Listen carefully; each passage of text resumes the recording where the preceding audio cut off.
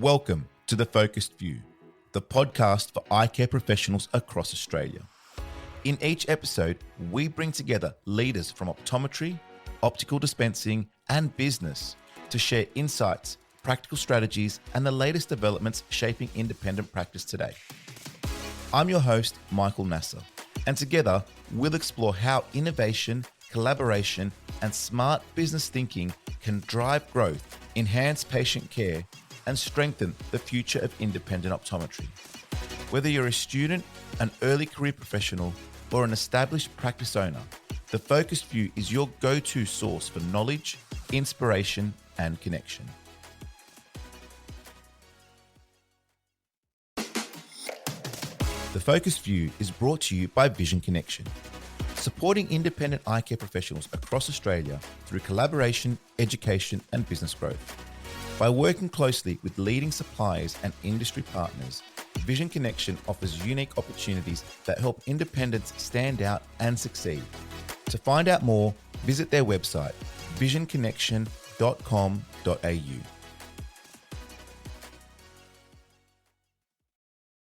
In today's episode, we're joined by Tim Thurn, the former Medical and Professional Relations Director at EssilorLuxottica, to explore the evolution of independent optometry and the powerful role technology is playing in shaping its future. Tim shares his perspective on how independent practices have transformed over the years, the increasing integration of technology in clinical care and business operations, and what practice owners need to consider to stay competitive in a rapidly changing landscape. We also dive into innovation, patient expectations, and how independents can embrace change without losing their unique identity. If you're an independent optometrist or practice owner looking to future-proof your practice, leverage technology with confidence, and stay ahead in an increasingly competitive industry, this is the episode for you. So let's get into it. Tim, welcome to the show.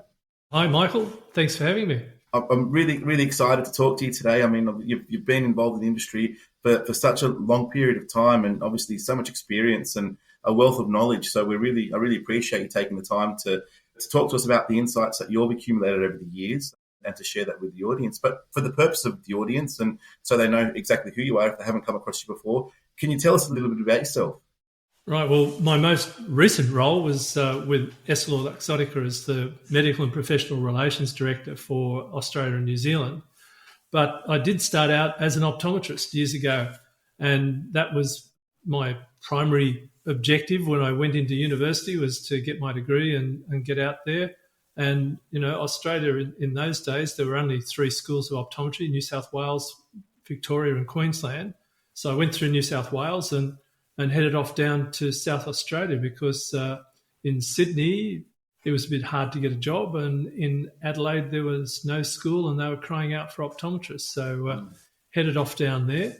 And the main thing that I did as a graduate was to get stuck into optometric politics as well. So while I was working down there, I joined the OA, or Australian Optometry Association as it was in those days, and got onto the committee for it, became a communications manager for them, and really got stuck into promoting the profession and doing various things around the politics of optometry as well.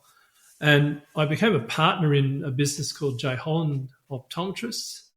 We were the second big group down there. There was Lobban and Pank and there was J. Holland. And there were, I think we had probably 12 partners altogether. And we had 15 practices, and we had our own lab too. So that was an education as well, getting into the business side of things with your own laboratory, and that was quite interesting at the time as well. But on the political side, I started using all these press releases from the National Association, and I'd localise them, send them out to various contacts in the press, and I'd write stuff myself as well. And for some reason that took off. I don't know whether they were crying out for information about eyes, but I'd have regularly 5, 6, 7 radio interviews from one press release.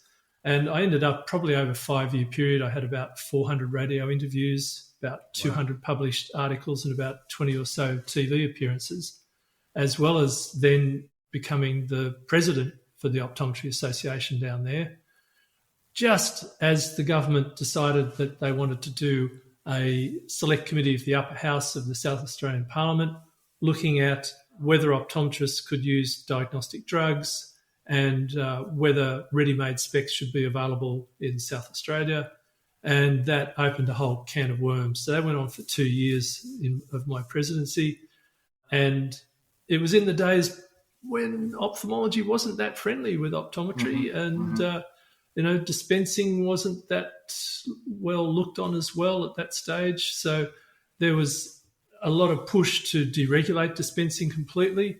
And the ophthalmology side of things, when we went before this select committee, decided that it was very opportune for them to say, well, we really don't want optometrists seeing children under the age of 8. And we're pressing that with the government in South Australia. So, optometry was really very fragmented in those days between the national office and the state offices, not in terms of what we wanted, but in the way the legislation worked. And so it was a very different scene from today, where you've got ophthalmology, optometry working together, and, a lot more coordination of state legislation around therapeutics and all this sort of stuff. So it was a little bit the Wild West then compared to today. And it was really interesting to see the way it changed so quickly. And now, where we are 36 odd years later, the therapeutic legislation is really current, and every single graduate today is therapeutically qualified. So, we had to fight for diagnostics, and now, they've got therapeutics and, possibly going to have oral therapeutics as well. And that obviously led you into, I guess, other tasks and other environments. I mean, after that particular, I guess, foray, what did you do after that? Obviously, you had the practice that you were part of the being the president there. What did that lead you to? Well, it did lead me into having a much bigger interest in the market itself. So being involved in the political side, I had to do a lot of an analysis with the economists that worked with the National Association. We looked at, what income streams were in optometry, whether we were making, super profits and this sort of thing. So it was really quite interesting to see that side of things. And so I enrolled to do an MBA at Adelaide University. In the old days, we had to sit the GMAT and all this sort of stuff, and there are quite a few people. But instead, the OA contacted me and said, well, there's this group, Essilor, that are looking for a marketing manager for Australia for their lens products, and would I be interested? And I interviewed for the job and got it. So that was a big leap, going from practice into the world of what at the time was a fairly large optical company, but fairly unknown in Australia as well. Yeah, and I guess we'll speak about that more, because obviously that's where a vast amount of experience has come from. But just those, taking a look back at how things started, I mean, how different was the independent landscape then compared to now? I guess, when you reflect back on it. Oh, in some ways it's almost the same, and in other ways it's completely different. Yeah. So if you look at the market itself, the structure today, when I was first in optometry, first graduated, and also when I first joined Essilor, the 2-for-1 offers had just started to come in. There were glasses in about an hour. Now, I don't know if many people remember that. Some of the younger guys probably won't have seen it. But there were these practices that had their own lab built in. So you had Optic Express and Vision Express and another one that I can't remember the name of. And this was really the big thing. And everybody, when I first joined Essilor, everybody was afraid of this glasses in about an hour business. This would have been late 80s, is that correct? Yeah, late 80s. But also, the independent market was fairly strong. There were, like I said, groups. And we also started to see the dawn of the health fund organised groups as well. So that was around about that same period. So you had a few chains. You had OPSM was still the largest. And like I said before, that was at a time when there wasn't as much cooperation between ophthalmology and optometry as there is today. And OPSM was also the only national, really probably national group at that stage. And you started to see OPSM growing and acquiring optometry practices, which was again, around about that end of the 1980s, and becoming a more significant player in the optometry side of things as well. Yeah. I mean, OPS7 as a specific business I think is very interesting, because do you tend to see a lot of, the established, optical mechanics and dispensers have generally applied their trade at an OPSM, in the early 80s and 90s. And obviously that's a skill that's getting less and less in the industry. But was it right? Because it was told to me recently that OPSM was actually an ophthalmology organization before it was an optometry business. Is that correct? Or if you look back in the very olden days and look at the way it was defined, it was set up in the I think 1930s or something like that. It was to have a supply outlet for ophthalmologists to send their scripts to. But that's a long time ago. It really shifted away from that through the 80s. Like I said, end of the 80s, they decided that to have optometrists prescribing in their practices was something that they really needed to do. That ophthalmology was branching out into various different fields, and refraction and so on wasn't really part of that. We see that today. There's orthoptists and optometrists employed in ophthalmology practices where they never were in the past. And, that side of ophthalmology has changed dramatically with the advent of refractive surgery, so much cataract surgery, so much, retinal disease treatment, glaucoma. They're super specialised now, and it's a really competitive field too to get into. It's I think you virtually need a PhD to become an ophthalmologist. So it's a very competitive, highly specialised area, which it wasn't back in those, or wasn't as much in those days. What would you say some of the early challenges were for the independents, getting out in that particular period of time? What were the challenges and opportunities they faced, and how did you see most independents that were successful at that point in time? What were they actually doing, to stand out and to be different? Considering it was quite revolutionary with regards to, I imagine, being an independent optometry owner or practice owner at that particular point in time. Yeah, I think the successful practices were taking into account the whole patient. They were doing really the same thing that they're doing today, but with a more limited scope. So, if you had something in front of you, if you were a regional practice, country practice, even a practice in a low socioeconomic area, if that person was saying, well, can you do something for me right now? You would take that on. You would take out that foreign body. You'd do those things, whereas today it's much more simple to do that. So it was challenging to sort of decide, how to treat the patient, whether you could treat them on the spot, how you could work with the GP, working with ophthalmology to get a patient through for diseases and things like that. And on the business side, like I said, you had these interesting things, these marketing groups that were coming out, pushing new types of offers, the 2-for-1s and the glasses in about an hour. And it's quite fascinating, because there was an article in The Optician, or 3 articles in a magazine called The Optician, which looked at deregulation overall, because Britain went through it before Australia did. And it was talking about how there were all these signals that the market was probably not doing as much as it should have to avoid deregulation. And I'm not sure if that was really true in Australia compared to the UK, but it was very much, this thing came out about price, that you were being ripped off going to the optometrist. And when we went before this select committee, we proved that we weren't. We were making ordinary profits. So you can do the analysis. Your average optometry practice makes somewhere between 32 and 38%, profit, and it's this from looking at independence. So it wasn't this super high profit making business that people thought it was. And so you're sort of looking at the dispensing side, and they're being challenged on the dispensing side.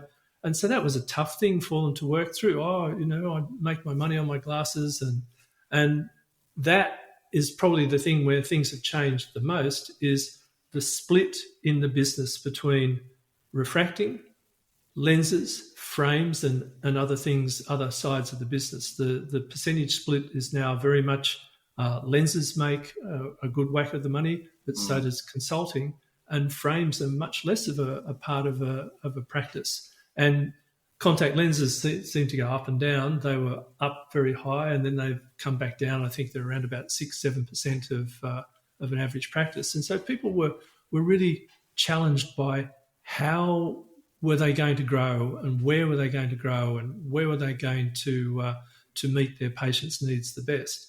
And I think that is something that's really developed over the years, because we were generalists, and now people have really become a bit more specialised, and they've also taken note of the rise in technology in all sorts of areas to make themselves a better prospect for their patients.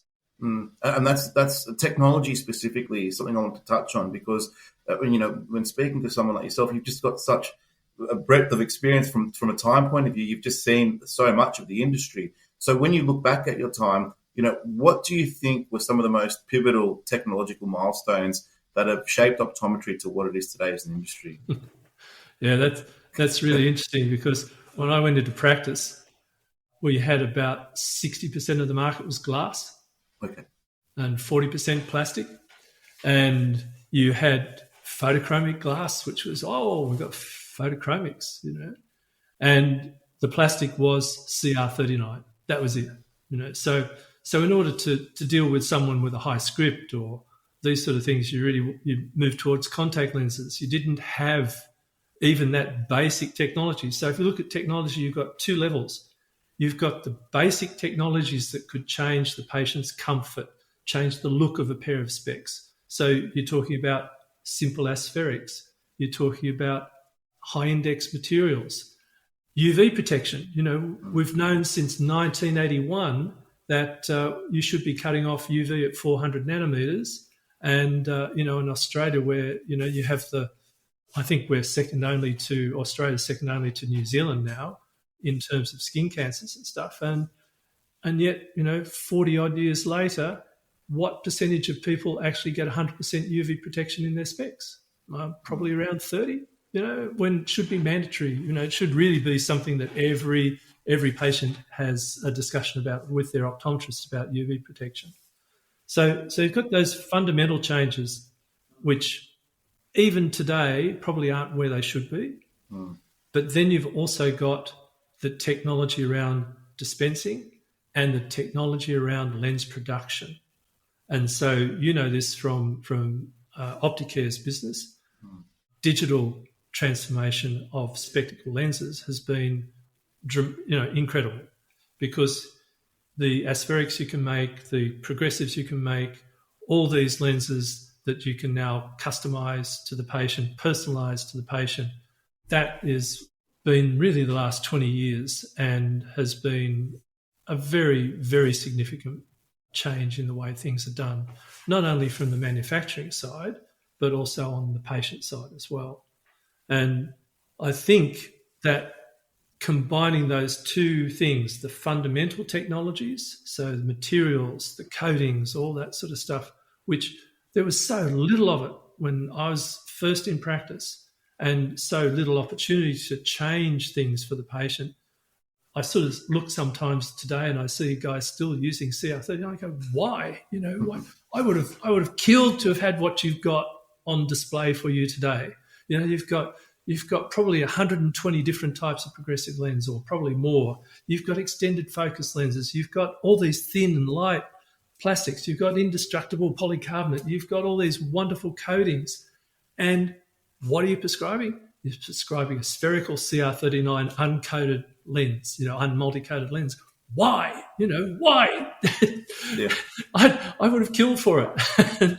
And you're doing it today, 40 odd years later. I don't understand. I don't understand that. But technology in particular for manufacturing, when you look at the capability of digital to not only help in the research for the lenses, because before, to make a new progressive, you had to create the design. You had to then create the slumping block for it, which was a ceramic block where you would put a semi-finished onto that, and that would then transfer the design onto the lens itself, and that would then create molds. So you'd have to mold and cast a lens to actually do a clinical trial with it. Today, you can have a design in the morning and you digitally produce it in the afternoon. So, you're talking about a day, is possible to produce the lens that you want to test compared to weeks before. So the time delay in research is massively reduced. And when you touch on the patients there briefly, I mean, if we look sort of, as a development of that, this technology, how has it changed the patient experience, I guess, and expectations? And what are some of the things that you've seen, especially, say, from the early days until now? And I do feel sort of post-COVID, it's sort of exploded with regards to, the level of personalisation and the experience that the patient does have. So how can you speak to that, I guess, seeing it now compared to then? Yeah, isn't that interesting, the post-COVID? So what were people doing in COVID? They were locked in front of their screens. They were working solidly from home, and they're actually more productive, which is quite interesting as well. So what was the first thing that they saw? Any issues with their vision were rampant. I can't manage this screen now. I can't manage doing these tasks together. I'm not reading properly. I'm not in that brightly lit office space and things like that. So for the patient, having these new products, from extended focus through progressives and all the other bits and pieces that go with it, being able to personalise, say, your working distance. So you could customise an extended focus not just to a particular distance, but to the actual distance that the patient has for the screen, for their screen and for the way it's set up. You can look at the asphericity of a progressive where you start to straighten out. People talked for years about all these wavy lines and things with a progressive. I've never had them, never. In modern progressives, it's like, what do you mean by swim? I don't recognise what that is, what that term is. You're talking about lines not being straight on the side, about things being fuzzy. I can look out the edge of my specs and my artwork on the wall is quite clear, So being able to clarify vision for people right across a very complex surface, these progressive surfaces are, as you guys know, complex to produce, and taking that to a level where you can take into account people's physiology, the way they turn their head, the way they lift their head, the way the frame sits on their face. It's really dramatic, that you could have someone, you could produce an ordinary lens in their frame and it'd be okay. But then you produce it for the amount of tilt and wrap and so on, and all of a sudden they go, oh, yeah, okay.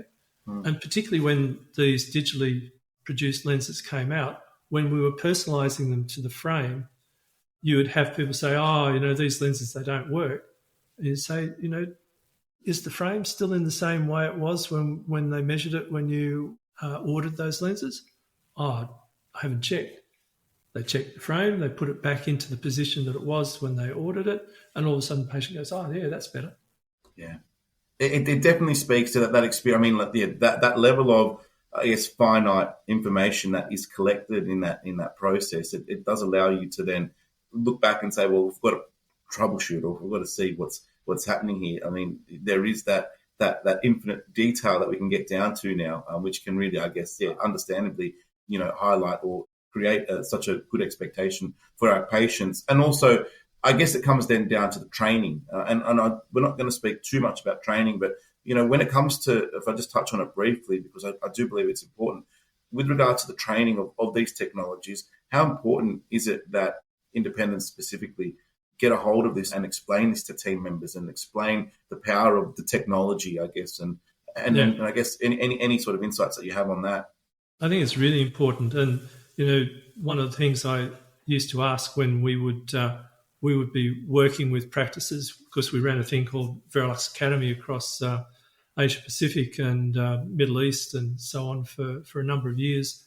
And we would say to people, how long does it take you to have a member of staff productive, and if they're going to be in dispensing? And they'd say, how long does it take you to trust them to do a pair of progressives, for instance? Oh, never. No, I don't trust them. Or you'd say, 6 weeks or 6 months. And you think, well, if you give them a basic piece of technology like pupillometer and a pen torch, they can be productive in a day. Yeah. When you train them into the new technologies, you have someone who oftentimes, particularly with younger dispensers, they get the whole digital thing and, they'll embrace it. And so then your productivity goes up another notch again. I think the importance of independents embracing technology is that the larger groups will always embrace it, maybe more slowly than independents. And so that will flow through into the independent market. And I think this is what the independent market forgets, is that there is this big churn in the Australian market. It's been there for years and years. Around about 1 in 4 patients is happy to go somewhere else the next time to get their next pair of specs or their next consultation. And that's a lot when you consider there's about 10, 11 million eye tests a year, something like that. If you reflect on that quickly, why do you think that is? Why would that be such a high number? I think the thing is that we're going to talk about this at another time, is that you need to consider the whole patient and everything they need versus what they necessarily want. And so, a very, very simple thing is you can say, well, you ask your average 40-year-old bloke, 45-year-old bloke who's sitting in an optometrist chair for the first time what they want. I say, I want reading glasses. I just want reading glasses. Or I want no glasses. Yeah. And you're going, okay, so you don't want anything, even though you can't see that letter on the chart over there, which means that you shouldn't be driving without glasses. So you have to then take that and work with everything that you find as an optometrist and say, okay, I know what you want, but this is where I can help you. This is what you need. And then walk them through that process of going from wants to needs. And that is when you start to have this professional approach to sales, professional approach to not only your medical side of practice, but also your optical side of practice. And as you touched on, we'll definitely, the next part of our chat is going to be talking about practice flow and training, and I guess that's very much tied into that. But just to highlight it now, one thing you did mention that I want to sort of put you to go back to is that obviously we know that the big boys in the industry, the big players in that retail space, are going to adapt technology, almost knowingly. Yeah. As an independent, we have the ability to be a little more agile and perhaps embrace it a little bit quicker. Why do you think independents are often the first to embrace new ideas? And also, why would they not? Because there are instances where they might adopt it a little bit slower. So I guess it can be seen both ways. And if you can speak to, I guess, your experience as to when they do and I guess the benefits of and when they don't and what that could look like. Yeah, there's a really interesting dichotomy in that, Michael, that you ask about. When you think about a practice and OCTs or digital cameras for practice, the autorefractors and topographers, all those sort of things, they're very readily adopted by optometry. And I think it then becomes quite interesting to see that they're much slower on the optical side now. So happy to take on all of these things, the dry eye machines, all that sort of technology. But when it comes to saying, there's a digital machine for measuring specs more accurately, measuring up for how that frame's going to sit on the face and so on, it only seems from my perspective that it's been less take-up of that, more slow to take up. The independent market's been more slow to take that up than some other places. But I'm not sure what that is, whether there's an expectation that, this is so you can sell me your lenses, so you should give this to me for free. I've heard that in a number of places. But whether it's also a reticence around going that next step into, I've got such an array of products now that it's daunting for independent practices. People might not admit that, but if you look at iTalk today, right? iTalk, when it came out I've actually got a photo of one of the first copies of iTalk. and it was 19 pages. Right. In 1988 or 89, something like that, 19 pages. Today it's nearly 500. Oh, it's epic. Right. And it is a daunting task for any practice to navigate through the products that are on offer to them. Now, whether that becomes too much of a task and whether it's not a task that is enough consultation between the optometrist and dispenser or the practice staff in general, because it really is an overall practice effort to move into new products.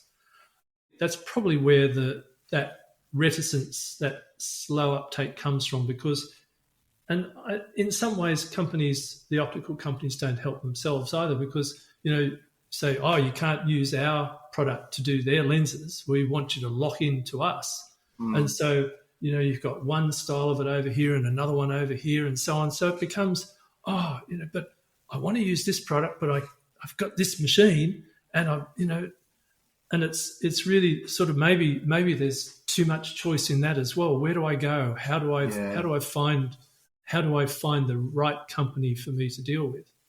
Yeah, that's actually such a great point, and it's not one that I have thought about it, but not very deeply, from the point of view of understanding that invariably with these new technologies, they're obviously wrapped up with the lens, and these technologies represent other pieces of equipment that in theory are more generalistic in nature, but then they've been marketed and tailored, supposedly for that specific one company. So that technology is tied into one company. Now, as an independent, generally, we like choice. I would tend to find that most independents are independent because they like the ability to pick and choose their lifestyle, their way of business, their specialties, the whole thing. And so maybe there are instances where it's like, well, I'm committing to that, but then I'm also committing to this, and this. And it's like, it's a lot bigger decision, obviously, because then it could be something that could then make an independent become a little bit hesitant and go, well, hold on, if I'm going to make this investment, I need to make sure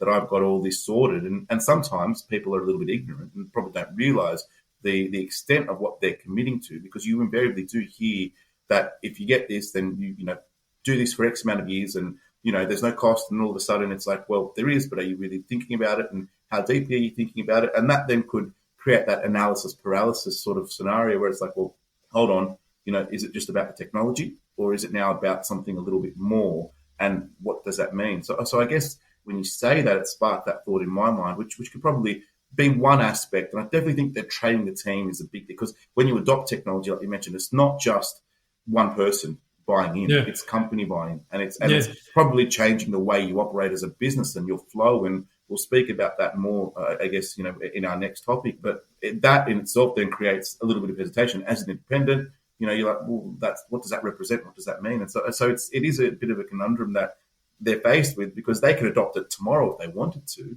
but they get pulled off, a lot more. And it's like, oh no, I'm going to hold back from this. I'm going to hold back from this. And before you know it, the competitor's doing it, and then that might coerce them into doing it. And then all of a sudden, it's like, well, are you now doing it for the right reasons and in the right timing and all that sort of stuff? So it is a really complicated sort of scenario, I guess, to think about when you start to unpack some of the reasonings behind it. And I think also too, you touched on something then, which I'll deal with in a second. This whole thing around installing new technology, it's about not only just the practice flow, but the practice look. Where is it going to be situated in the practice, and so on. And your neighbour down the road, the practice down the road, if you're not at that same level, that means that your patients can easily walk out the door and walk down the street, because they go, oh, I saw my neighbour went to this guy, not to you. And the other thing too that goes with that is seeing who your competition really is. And in fact, the competition for each individual practice is not the next practice down the road. It's not even OPSM or Specsavers or whoever. They all have different models. They're all doing different things. Yeah. Their competition is actually, I can go and buy a new fishing rod.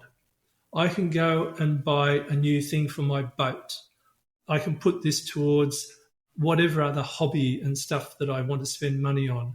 I can save for a cruise. It becomes almost like discretionary spending these days. And the competition is really to say to them, for your vision, you need this. And for that, we can do a variety of things. Let's talk about what we do today, and we can talk about what we can do tomorrow or later for you. So that whole thing about competition, technology is really crucial in that, because if your neighbour down the road has got it, they'll talk. I got it from this guy, not from you. And also that flow through, large groups, if they adopt things earlier, if they've got a different product mix, if you don't have the capability, then they're likely to go back to that group again. We've seen this with all large groups in Australia. So if you want to take that business from larger groups, well, you need to think about what product you are supplying as well. But, I really think that each optometrist is not competing with the next door optometrist. They're competing with a lot more discretionary spending these days as well. Yeah, I think that's a really good point. And again, it's not one that I'd necessarily thought of. And I would say the majority of the industry, if they're being honest with themselves, really don't think about competition in that way. And if you do, I think then your narrative and again, this kind of leads into a little bit of how you market your business and how you're promoting yourself within your community. And then I guess the importance of a few of the things that you said initially where, most independents, whether it's, when you started or today, the ones that are successful are the ones that think about the patient holistically, not just for one, particular thing. And so if you then bring it back then down to your technology, well, your technology allows you to give a better patient experience and then also to factor in more of that lifestyle, understanding why they need the glasses with the right sort of questioning. Then your marketing is going to be effective too. And it's like the technology that you have then drives the marketing that you're producing and then your perception within the community. And again, your importance in the community in promoting eye health. And, there's probably a question as to who's responsible for that mass, communication of the importance of eye care. Again, we get a little bit caught up in our industry because, as you've touched on earlier, we do have multiple, parts of our industry. We've got the clinical side, the refraction side, we've got the retail side. And sometimes, are you more retail focused? Are you more clinically focused? Are you a combination of both? And there is no perfect answer. It's just identifying, like you said, what is your model and how are you operating? Yeah. And it does tie that in together. But with independents playing an important part in driving, innovation and obviously incorporating innovation into their store, generally a little bit quicker if they can, what's their role in research and development when it comes to, your bigger organizations, even if we use Essilor as the example, at what point, and I'm sure it's the same for all the other, the Hoyas and Zeiss and all the big boys that really have a big R&D teams. A little bit different for the smaller labs, and that's another sort of conversation. They basically leverage off a lot of that. But when it comes to the R&D with regards to incorporating the independence in, how does that work? And is there much consultation? Is there much feedback, or is it more or less done somewhere else and then basically passed on to the independents? And then, this is how it basically is. No, I can really talk to that with quite a broad depth of knowledge from my time in France when I was working as an international product manager. The independent market is crucial, and I think this is something that people forget about with the large companies. Oh, we've got these big, large companies. But, without them, and particularly without Essilor, we wouldn't have progressives, we wouldn't have extended focus, we wouldn't have CR39. A lot of these things have come through the development. And also, they have these, Essilor in particular has a lot of factories to fill up. And so it's not something where it's going to be filled up. These manufacturing entities are going to work through one group practice. The independent market is absolutely crucial to fill the factories, to keep the engine of development going, to keep the research going and the new product, and then to fill the factories again, and we keep on going. And, this is something that is really crucial. We would have a concept for a new product, but it would often come from a need defined by optometrists doing research with optometrists. And so you'd have everything from, what do we call them? Attitude and usage surveys. So you'd have patients of clients telling you what was good, what was not about visiting that client. And you'd have hundreds of them, across the US, across Europe, Australia and New Zealand. And you'd get the feedback on how product was working and how it was coming through stores. And then from there, it would go back to the R&D people. They would start looking at product, and there would be always concepts and so on. And from there, you'd go into full-on R&D development, and you would end up with a prototype product, and that goes in a clinical trial stage. But you also, at the same time, have analytical stages. So you've got patients wearing it, but you're also doing analysis of that lens to make sure that it's conforming to the original design. So there's so much interwoven work going on, and it all starts from that feedback from the client. Yeah. And then when you release a product with EssilorLuxottica, what do? Within 3 months, you want to have feedback on how that product's going in the market. And, we had these massive surveys that were constantly being done. Is that product working? Oh, they're using it a slightly different way. Well, okay, why did that happen? How is that happening? And you're talking about not only the optical performance, but you're talking about the positioning of the product, the pricing of it, the different layers to the product, what options go with it. For instance, it was quite interesting when one of our products was launched in the US, we didn't have a mid-index material. We only had high index and low index. And it went, boom, high index took off, wiped out 1.6 glass in the US, overnight almost. And then they said, oh, well, we should introduce the intermediate product as well. And everybody was going, marketing people were going, why? Why you've got this working? Why? Oh, no, we'll do this as well. And so the high index went whoop, and the mid index took off a bit, but it was then just this strange dance between the two in terms of mix in practices. So you really didn't need to have too many options for the client either, because I think you were talking about this before. Too many options makes things confusing. And so a bit more research would have probably knocked that product on the head, and you would have had this quite happy mix that had really taken on its own natural course in the US at the time. With this technology and the way that it's evolving, with lenses specifically, which is where we've been speaking mostly today, do you think that there are some areas that are underdeveloped, I guess, from the experience that you've had? And where do you think some of the next big leaps will come from? No, that's a really good question, Michael. Really good question. Things that I see as underdeveloped, definitely, customization of lenses, and that's across the board. You can customize single vision, you can customize the progressives, extended focus, and so on. So that's a given. Probably, I don't know why we still sell single vision readers. Mm-hmm. Single vision. Here we go. Swap glasses. Yeah. Like extended focus. Yeah. Right. So why, when one of the biggest pains in the neck for a practice is you try and show them, well, here you go, I give you reading glasses, you're only going to be able to read with them. No, it's fine. That's what I want, Mm-hmm. And they go home, and a week later they come back. Yeah, I can read fine with these, but I can't see my computer screen. I can't do this. I can't do that. I have to put them down like this when I watch the TV. And so, reading glasses are, to me, again, who in the early 80s, that's all we had. It's a complete anachronism now. Why, when you've got these, would you use those?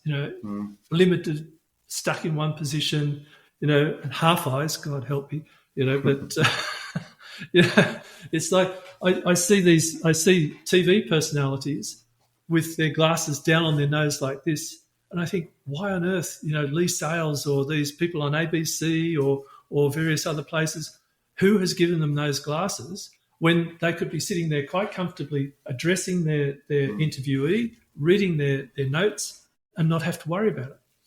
So there's that little catch there. Definitely high index. High index is just a given. Why are we still using so much CR39? You can do away with CR39 tomorrow. It's a 100-year-old product, and it's cheap, right? It's cheap, but it's not great. And you've got so many better options than CR39. And on top of that, they tend to go with the better technology as well. They go with the high, double-sided or, multi-axis aspherics and all these sort of things, which just, it opens up a whole new world. I was a high hyperope until I had clear lens extraction. And, aspheric lenses increase my field of view. So you wonder how many car accidents people have because they're a +4 and they're wearing a spherical lens and they've missed something in their field of view. And then, progressive technology, I still see people say, but I can use a bifocal for this and a bifocal for that. But, you're possibly right about certain things with bifocals for certain definitive areas. But, And with regards to where you see some big leaps, I guess, what do you see the next big thing, I guess from your experience and what you see or what you've seen, where are those next big leaps coming from? And whether it's, I don't want to use the term AI because it's so generic, but what do you is there anything that you've seen in that space or anything that's gotten you excited in the past where things may go and what things may be looking like in the next couple of years? I think, when you look at what's happening in the wearables, that is probably going to be the next big thing. I think that's what's driving the share price of a lot of these tech companies at the moment. EssilorLuxottica and Meta together, the smart specs that are in development with them. You've got Apple, you've got Amazon, you've got all these big companies, and now Facebook. Meta is Facebook, but they're all on the bandwagon now of wearables. And, the stuff where you can tap something, a ring on your finger, make a gesture, and your phone list comes up in your spec. Yeah. And then you dial your phone and you've got speakers in the arms here. And, blind people being able to hear Google Maps telling them where to go. Yeah. Or partially sighted people. This sort of stuff is just in tiny infancy like this, but, it is the next big thing. And I guess in light of that, what advice would you give to an independent practice with regards to adopting new technology, and what would be some of your key recommendations to them? Look at technology from a viewpoint of what would this do for my patient base? What would change for them? And how can I implement that in the best possible way? Because it is still about the patient. Yeah. And when you think, that you've got such an expanse of people living longer who are, like myself, I'm pretty healthy, active, late 60s sort of guy. And, I don't want to be restricted in what I can do with technology. I don't want to be the guy, hold on, how do I use this? So you've got that aspect that 60 is the new 40, and you've got all these young people who again aren't necessarily going to see their optometrist. So you've got this whole group of young people. Yeah, the short-sighted people are. We've still got 40% of kids at school need to see an optometrist and haven't seen one. That's a stat that's 46 years old, and it's still the same today. Still the same. So encouraging people into the vision market and to benefit them as well, not only at that age that they are, but also long-term into the future with protection and for against UV and with facility for using their devices and comfort and all this sort of stuff. There's so much to be done. So embrace it, look at how you implement it in your practice, and then think about what do I need to do to serve my patient better with this technology, instead of going, can't use that. I was a bit astounded in the US where they banned a technology which was a refraction that could be done sitting in front of a computer. there was an Australian group that came up with something very similar. Now, imagine that you've got a patient and they're somewhere on a trip, they've broken their glasses, they haven't seen you for 3 years. They could hop on, do a quick refraction using the computer, send the result to the practice. Oh, yeah, your script hasn't changed. I'll make you up a pair of specs. I'll send them to where you are. Bingo, no problem. So, but that technology was like this from the Americans, and it got booted out. And that was developed by 2 guys from Stanford. And, I was thinking, why are you doing that? Because this has so much application. It was AI as well. So the more refractions it did, the more accurate it got. And likewise, the one that was developed here. And Brian Holden was looking at that, thinking, gee, in remote areas, you can have someone sit in front of a computer. You have someone else somewhere else. You don't need an optometrist in front of them, and the optometrist can check it remotely. So don't be afraid of stuff that could revolutionise things in ways that you haven't thought of. I think, when you're saying, linking technology to the patient experience and putting the patient first and foremost in that consideration of technology, if you're able to make that connection, I feel like that adaptation will be a lot higher, I think, as an independent practice. But I also think, you said, think about it, what it will do. Well, also think of it in the reverse. What if you don't do it? Where will you be if you don't take this up? Yeah. And I think that will probably just be just as powerful to sort of maybe instigate you to go, well, maybe I need to do this, because if I don't, well, where will I be in the next 5 or 10 years? And, just touching on that, in, Opticare's situation, for instance, you look at the labs that haven't or didn't adopt coating technology, didn't adopt new technology in grinding and edging, didn't adopt new technology all the way through, they fell by the wayside. And so it becomes a mandatory to have these things, because otherwise you're going to be left behind. Yeah. No, I think so. And we're fortunate from the Opticare point of view, obviously with George, heading it all. He's an optometrist. And I know that one thing, he is a sucker for technology and all things new, and is very inquisitive and will always seek that out. And I feel like that is part of, I guess, that legacy and that succession and that, evolving as a business. There is, and that stands true for a lab or a wholesale style of business in any facet, with regards to whether you're in lens production or a frame company, or, you're always looking at that next technology. And same as an independent practice. It's, I'm sure if you look at your practice now, what you're doing now and what you were doing 15 years ago, if you've been in business that long, or even 10 years ago, has probably changed in some capacity. And so what's that change going to look like going forward, and owning that change and being proactive and strategic about how you're going to handle that and what are you going to do. And I think that's when you can, be quite powerful, which then obviously will then lead into our next, the next part of the conversation where we're going to go into how do you then, make this something viable with incorporating it into the practice? How do you train and all that sort of stuff? So that'll be the next part. And I'm really excited. But I guess to wrap this up, is there anything else with regards to technology that you wanted to add, or anything with regards to, any of the topics that you wanted to discuss, to just have a final sort of word on it? I think we've pretty much covered the whole area. I think it's again one of these things where I look back, and from my perspective of lacking in practice to today, where there's probably, or it's not too much. I think it's just people get overwhelmed and they don't, don't be afraid of talking to your manufacturer. Don't be afraid of talking to your lab and getting them to help you, because, labs only grow. Companies like EssilorLuxottica only grew because of working with independent market. It was absolutely the cornerstone of what happened in terms of lens development, and it's why lenses make up such an important share of a practice today.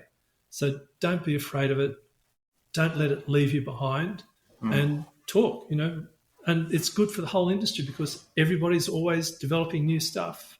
And, if another company develops something that Essilor doesn't have, or if Hoyer develops something that Rodenstock doesn't have, and, it's all there. And likewise, even small labs, digital technology, coding machines, all that sort of stuff. If you've got something new that you can put into the mix and you have a faithful following of clients, well, then it's all good. Yeah, no, I love it. That brings us to an end of today's episode with Tim Thurn. In part 2 of the interview, we go deeper into the practical side of running a successful independent practice, including optimizing practice flow, building effective team training systems, and preparing for the future of independent optometry. Make sure you subscribe so you don't miss out on part 2, and we'll see you in the next conversation. Thanks for listening to The Focused View. If you've enjoyed today's episode, please leave a 5-star review, subscribe on your preferred podcast app, and share it with your colleagues. It helps us reach more eye care professionals across Australia. For additional resources and downloads, visit thefocusedview.com.au. I'm Michael Nasser. Until next time, keep focused.